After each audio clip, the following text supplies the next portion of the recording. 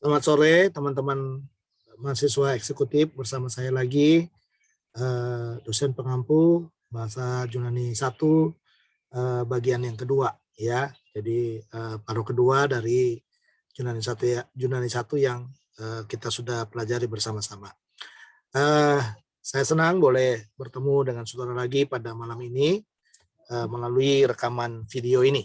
Saya rasa bagi saya secara pribadi rekaman ini lebih mempermudah saudara untuk memahami apa yang saya sampaikan daripada saya menyampaikannya secara langsung.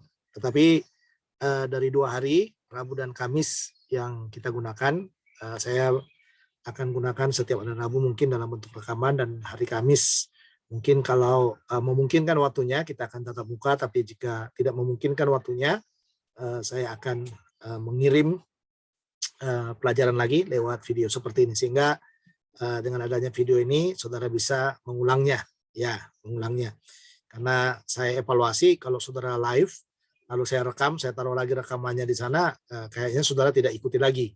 Beda dengan rekaman yang saya buat langsung tanpa mengajar di online, biasanya saudara lebih cepat untuk mengikutinya. Baik, begitu ya saudara ya. Jadi saya tahu banyak yang susah dalam menerjemahkan, tapi apapun itu ya Anda harus berjuang lah.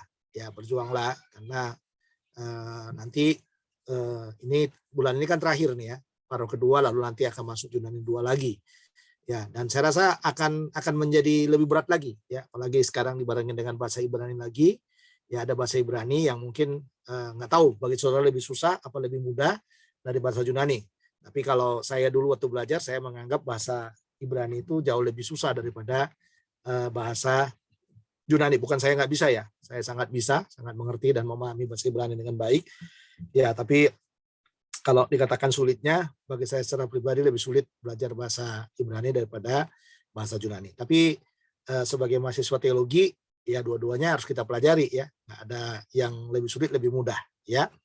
Baik, mari kita lihat bagian-bagian pelajaran kita hari ini, malam ini. Kita akan masuk ke pelajaran 8 ya. Pelajaran 8 yang disebut dengan pronomina atau kata ganti ya. Dalam pelajaran 8 ini ada 2 topik yang harus kita lihat, yaitu kata ganti dan juga verba emi. Jadi kalau dikatakan verba emi itu adalah verba statif ya, verba yang tidak berubah ya, jadi menunjukkan satu keberadaan ya, yang menjelaskan tentang ketidakberubahan. Nah, mari kita lihat saudara dengan bagian-bagian yang berikut ini. Kita mulai dengan kata D ya. Kata D itu kalau saudara lihat di kosakata sebenarnya ada ya. Coba saya buka kosakata kita. Ya.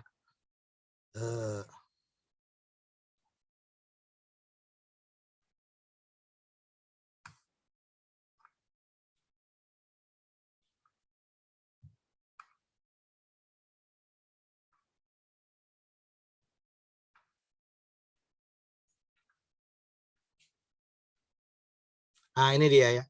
Di sini ada kata D ya, atau nanti kata ganti itu ada ego, ada su, ada autos, ada emi, ada D, ada ou. Nah, ini semua kata-kata yang akan dijelaskan nanti dalam pelajaran 8 ini ya. Ada ego, ini kata ganti ya. Lalu ini kata ganti orang pertama, ada su kata ganti orang kedua, ada autos ya. Autos yang dibedakan dengan, kalau saya tidak salah itu dengan hautos. Ya, hautos ya. Mungkin di pelajaran sebelumnya. Coba kita lihat dulu ya. Kata ganti orang dan kata ganti penunjuk ya. Ya.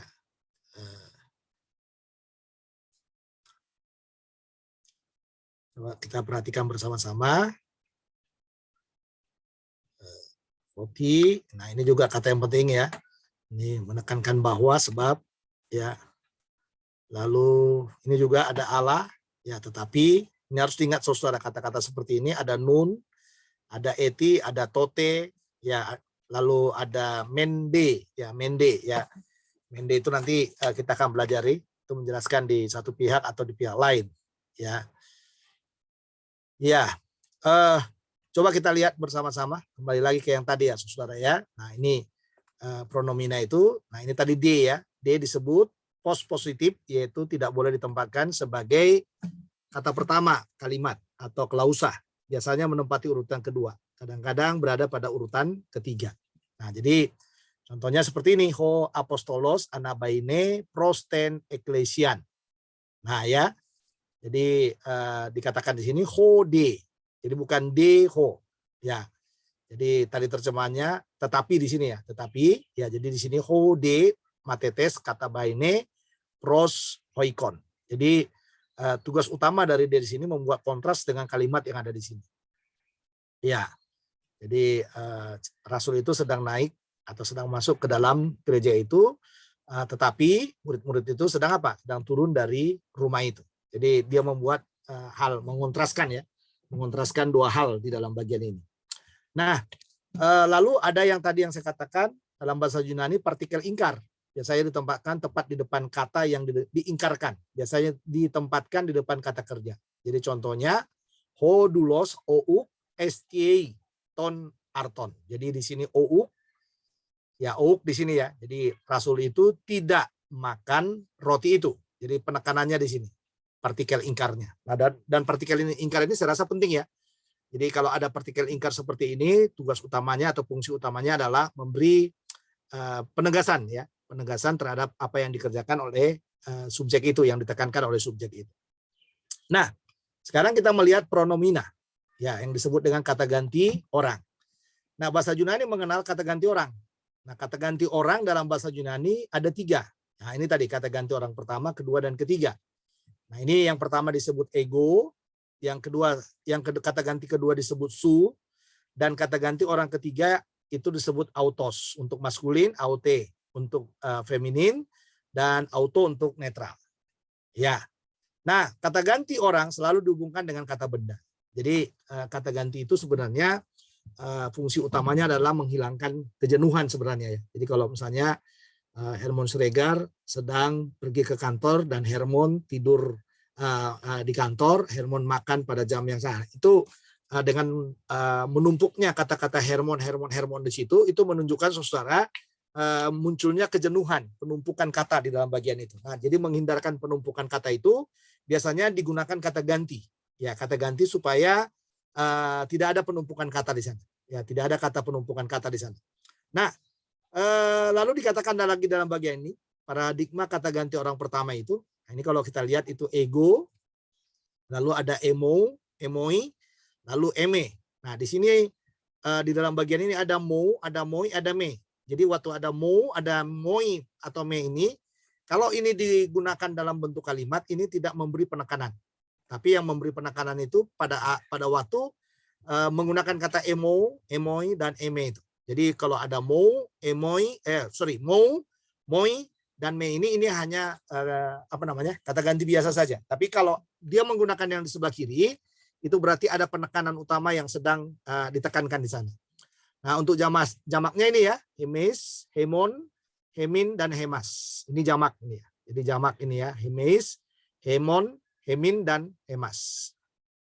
Oke. Lalu yang kedua, paradigma kata ganti orang kedua. Yang tunggalnya adalah su.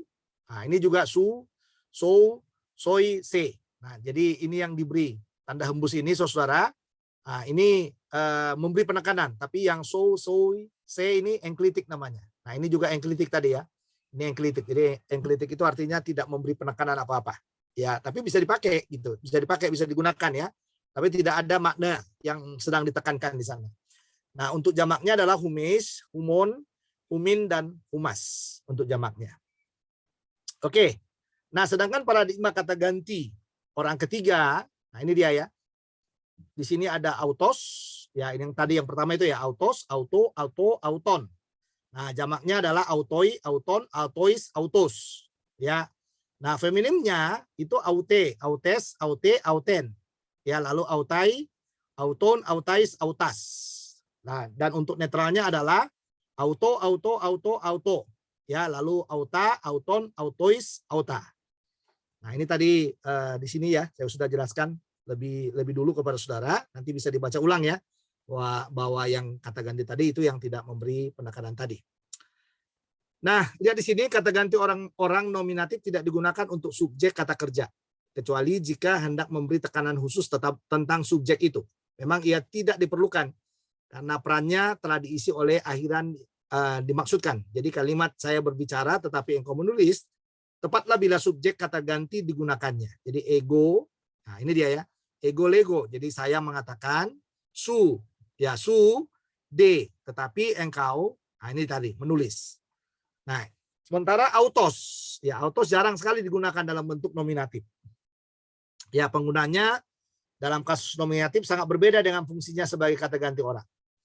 Bila dipakai dalam posisi atribut, entah dalam bentuk nominatif atau yang lainnya, ia diterjemahkan sama. Jadi, ho autos apostolos atau ho apostolos ho autos akan diterjemahkan rasul yang sama. Ya, ini rasul yang sama maksudnya ya. Nah, jadi bila digunakan dalam pos predikatif, ia bertindak menekankan atau mengintensifkan dan akan menerjemahkan sendiri. Jadi autos ho apostolos atau ho autos ho apostolos autos akan diterjemahkan rasul sendiri. Ya, nah ini terjemahannya ya, saudara ya. Jadi kalau posisinya seperti ini menggunakan autos, ini Anda harus ingat ini. Ya. Nah, lalu yang berikutnya, fungsi intensifikasi ini seringkali ditemukan dalam hubungan dengan kata ganti atau subjek kata kerja yang tak dinyatakan. Misalnya, ini dia autos ego lego atau autos lego akan diterjemahkan aku sendiri berkata. Jadi autos ego lego. Jadi saya sendiri yang mengatakannya, atau autos lego, ya aku sendiri yang berkata. Lalu autos su legeis atau autos legeis akan diterjemahkan engkau sendiri berkata, dan seterusnya. Nah, bentuk kata ganti orang yang tidak ditekankan itu adalah enklisis, ya namanya ya, yang saya sebutkan tadi. Oke, ini kasus genetif digunakan untuk menyatakan milik, sehingga ungkapan perkataanku dalam bahasa Yunani adalah hologosmo, ya perkataanku, ya. Jadi tekanannya adalah kepada perkataan, ya bukan kepada kunya, perkataanku. Jadi penekanan itu diarahkan pada gagasan pemilikan. Jadi milik perkataan itu adalah milikku katanya, seperti itu ya saudara ya. Nah, lalu yang berikutnya kata sifat milik yang akan dipelajari, kemudian akan digunakan di sini. Nah, lalu sesudah mengikuti preposisi biasanya kata ganti yang digunakan adalah bentuk yang ditekankan. Jadi bentuk ek emo dan bukannya, ya bukannya dikatakan ekmo atau ap emo dan bukannya apomo dan seterusnya. Akan tetapi bentuk prosme seringkali ditemukan dalam perjanjian baru. Jadi ini kalau di sini ditekankan ini, ya ada penekanan khusus. Nanti dalam kalimat yang berikutnya apa yang ditekankan kita lihat. Oke, ini bagian yang pertama ya, Bapak Ibu ya. Jadi kata ganti kata ganti orang. Jadi pronomina penunjuk ya. Ya, pronomina penunjuk atau yang disebut dengan pronomina, ya pronomina kata ganti orang, ya. Nah, di dalam bagian ini juga ada kata ganti yang berikutnya, yaitu yang disebut dengan pronomina demonstratif, kata ganti penunjuk. Nah, bahasa Yunani itu hanya mengenal dua, ya. Jadi kalau kita menunjuk orang itu gitu, kita tunjuk ke sana, ya itu berarti kita menggunakan kata ganti penunjuk jauh. Tapi kalau kita katakan orang ini atau mos ini misalnya, nah itu kita menggunakan kata ganti penunjuk. Nah, kata yang dipakai itu adalah kata ekenos. Ya, ini kata penunjuk jauh, ya, yang sering diterjemahkan dengan kata itu, dan autos, hautos. Dengan tadi kata ganti orang, ingat ya, autos dengan hautos, ya, hautos. Nah, ini kata ganti penunjuk dekat. Oke. Kata ganti penunjuk dikatakan selalu berhubungan dengan kata benda. Jadi enggak berhubungan dengan kata kerja ya, kata benda. Nah, dalam paradigma mengikuti kata benda juga, kata ganti penunjuk seringkali digunakan dengan kata benda dan memiliki fungsi serupa dengan kata sifat. Dalam penggunaan ini kata bendanya berartikel dan kata ganti menempati posisi predikatif dan tidak atributif, ya. Nah, ini misalnya hautos ho anthropos atau ho anthropos hautos akan diterjemahkan orang ini. Ya, jadi orang ini ya. Nah, kedua kata ganti tersebut digunakan dalam posisi ini dan dalam kasus apapun, ya. Nah, sedangkan blepo ekenen dan ten eklesian, saya melihat gereja itu dan lain-lain. Nah, ini paradigmanya saudara. Jadi karena kata ganti penunjuk, ya ada maskulin, ada feminim ya. Ada netral juga. Nah, ini bentuk perubahannya, ini mengikuti deklarasi 2 maskulin, ini deklarasi 1 maskulin rumus 3, ini netral. Ya, deklarasi 2 netral. Nah, bentuk perubahannya ini ya, ekonos, ekono, ekono, ekonon, ekonoi, ekenun, ekenois, ekenos. Sedangkan feminimnya adalah ekene, ekenes, ekene, ekenen. Lalu yang jamaknya ekenai, ekenun, ekenais, ekenas. Lalu netralnya adalah ekeno, ekeno, ekeno, ekeno, ekena, ekenon, ekenois, ekena. Nah, yang penunjuk dekat ini dia. Jadi hautos, ya hautos, toto, toton, toton, hautoi, toton, totois, totos. Nah, sedangkan feminimnya adalah haute, haute, ya tautes, taute, tauten. Ya, ini apa namanya? Nominatif, genetif, ya datif, akusatif ya, saudara NGD ke bawah, ya. Nah, lalu yang di sini juga sama. Tautai, tauton, tautais, tautas. Netralnya tauto, toto, toto, tauto, lalu tauta, tauton, tautois, dan tauta. Ya, baik. Ini bagian yang kedua ya. Yang sudah bagian yang ketiga, maaf. Jadi bagian yang pertama tadi yang D dan OU. Lalu bagian yang kedua kata ganti orang. Lalu yang ketiga adalah kata ganti penunjuk. Ya. Nah, sekarang kita lihat yang berikutnya itu yang disebut dengan verba emi. Jadi verba emi itu adalah verba yang statif atau verba yang menekankan sebuah keberadaan. Nah, dalam Alkitab itu, khususnya dalam Injil Yohanes ya, teman-teman, Tuhan Yesus itu sangat banyak menggunakan istilah itu, yang disebut dengan istilah ego emi, saya adalah. Jadi ego itu saya, emi itu saya adalah. Jadi saya adalah. Nah, itu. Jadi penekanan yang dipakai oleh penulis Injil Yohanes itu sangat menekankan bahwa tindakan ego emi yang dipakai itu di sana itu menekankan bahwa tidak ada duanya. Jadi waktu Yesus katakan akulah jalan kehidupan dan kebenaran itu nggak ada yang lain jalan di dunia ini. Waktu dikatakan akulah gembala yang baik, nggak ada gembala yang baik. Waktu dikatakan akulah pokok anggur yang baik, nggak ada seperti dia. Nah, pokoknya itu ada 7 itu ya. Ada 7 kata yang berkaitan dengan ego emi itu. Nah, untuk present, nanti kita lihat ada untuk yang imperfect, ada juga untuk yang future, ya. Tapi untuk yang present, ya kita bisa melihat di sini verba emi, indikatif kata emi sebagai berikut. Nah, ini dia ya. Jadi untuk yang present itu emi, ei, estin. Lalu esmen, este, eisin. Ya, jadi saya sedang adalah, kamu sedang adalah, ia sedang adalah. Nah, sedangkan esmen, kami sedang adalah, kalian sedang adalah, lalu eisin, mereka sedang adalah. Nah, ini yang untuk emi ya, Bapak Ibu Saudara yang kasih dalam Tuhan. Nah, ini catatannya semua bentuk itu adalah enklitis kecuali ei. Nah, ini yang ei katanya ya. Ya, semuanya itu enklitis. Jadi kata kerja ini tidak memiliki diatesis. Kata kerja ini menyatakan keberadaan subjek dan bukan tindakan. Jadi esti dan ac mengambil null mobil. Makanya dia menjadi seperti ini, estin. Ya, ini esti bisa juga, ini ac bisa juga, tapi dikasih nu ya, nu mobil sana. Untuk menambahkan penekanan, menambahkan bentuk akhirannya ya, penekanan. Oke, itu yang enklitis itu sudah ada semua, dan saya rasa ini bagian yang penting untuk kita lihat di dalam bagian ini ya. Jadi saya berharap untuk pelajaran 8 saya rasa cukup ya Bapak Ibu ya. Nah, sekarang mari kita lihat lagi yang model tugasnya ya. Tugasnya, mari kita lihat tugasnya.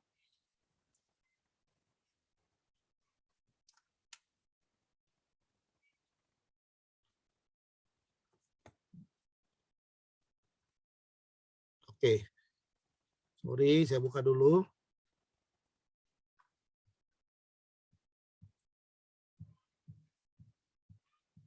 Nah, ini Bapak Ibu, jadi ini tugas 6 kemarin preposisi. Lalu sekarang kita lihat tugas 7. Ya, ini tugas 7. Ya, ini terjemahannya. Jadi coba lihat sana. Foi matetai so didaskosin ten eklesian kai agosin tos adelfos auton eis auten. Jadi murid-murid kata ganti kedua ya, kamu ya, murid-muridmu sedang mengajar gereja. Ya, sedang mengajar ya, murid-muridmu sedang mengajar gereja dan mereka sedang memimpin saudara-saudara lelaki ya, lelakinya kepadanya. Nah, yang garis 2 yang di garis bengkok ini nggak usah saudara, karena yang di garis bengkok ini ada kata-kata yang belum ada di kita. Ya, jadi yang dimiringkan nggak usah ya. Nah, jadi mungkin terjemahannya satu lagi ya, kita lihat lagi ayat nomor 3. Tos huyos mo didasko kai dosa somen ton teon. Jadi dari sini. Ya, jadi saya sedang mengajar kamu, ya, mengajar murid-muridmu, ya, sorry. Saya sedang mengajar murid-muridmu dan ya kami sedang memuliakan Allah. Nah, jadi Anda bisa membuat terjemahan, catat ya, nomor 4, ya, nomor 4, lalu nomor 5, ya, nomor 5, lalu nomor 8, nomor 9, ya, nomor 9, lalu nomor 10, ya, nomor 10, lalu setelah itu nomor 11, ya, nomor 11, lalu setelah nomor 11 itu, nomor 11 enggak ya, nomor 11, jadi nomor 12. Jadi gini, intinya jangan kerjakan saja yang tidak dimiringkan. Ya, kerjakan yang tidak dimiringkan, ya. Jadi semua yang tidak dimiringkan dikerjakan, yang dimiringkan jangan dikerjakan. Oke. Ya, sampai di sini Bapak Ibu ya untuk latihan ini. Saya percaya untuk pelajaran 8 sudah kita selesaikan dengan baik. Tuhan Yesus memberkati kita. Selamat menerjemahkan dengan baik ya. Saya rasa waktunya cukup, itu panjang. Ya, silakan kalau mau dikirim malam ini, silakan dikirimkan malam ini. Tapi kalau Anda tidak mau mengirimkan malam ini, ya saya tunggu 1-2 hari ke depan. Ya, jadi yang penting yang penting jangan lagi ke hari Rabu depan gitu ya. Ya, baik. Yang berikutnya saya minta kepada saudara doakan saya juga ya. Saya ini minum seabrakan, jadi kayaknya saya minum 7 jenis obat ya, obat yang berkaitan dengan penyakit dalam. Tapi setiap saya minum obat itu saya mengalami sedikit gangguan ya. Jadi agak debar, lalu yang berikutnya itu kayak asam lambungnya naik ya. Saya nggak tahu apakah obat ini cocok dengan saya, sehingga saya agak terganggu akhirnya. Ya, saya agak terganggu akhirnya. Jadi mohon doanya supaya saya bisa cepat sembuh juga ya. Kalau saya sudah fit benar dan total bisa mengajar saudara, saya akan mengajar kembali lewat online ya, lewat online. Tetapi jika tidak, besok juga saya akan membuat rekaman lagi untuk pelajaran yang ke-9 ya, pelajaran yang ke-9. Saya sebenarnya mau mendobel sekarang pelajarannya, tapi saya pikir jangan dulu karena supaya saudara bisa paham ya dengan pelan-pelan semua pelajaran yang kita pelajari. Oke, semangat ya teman-temanku, para eksekutif. Jangan ada yang undur ya, karena tidak terasa segalanya, semua akan berjalan dengan cepat ya, dan semoga Anda bisa menyelesaikan sampai titik akhir dari pelajaran ini. Bagi saudara yang sedang bertugas di Papua juga, yang kalau saudara sedang mendengarkan video ini, saya mengucapkan selamat bertugas, hati-hati, Tuhan melindungimu, Tuhan menjagamu, dan Tuhan memberikan kemenangan kepadamu. Itu saja untuk sore hari ini. Selamat sore, Tuhan Yesus memberkati kita. Mari kita berdoa. Bapa dalam surga, terima kasih buat kebenaran pelajaran ini. Tolong kami supaya kami boleh belajar dengan baik dan Engkau dimuliakan di atasnya. Berkati kami dalam segala sesuatunya. Biarlah Roh-Mu bersama-sama dengan kami, Roh-Mu menguatkan kami, supaya hati dan pikiran kami terus boleh terarah kepada Tuhan, dan kami boleh hidup mengasihi Tuhan sepenuhnya. Kau mengampuni setiap dosa salah kami, kuduskan kami ya Tuhan, supaya kami terus boleh memberi yang terbaik untuk hormat dan kemuliaan bagi nama-Mu. Dalam nama Tuhan Yesus kami sudah berdoa. Amin. Baik, sampai di sini. Tuhan Yesus memberkati kita. Ketemu lagi. Shalom.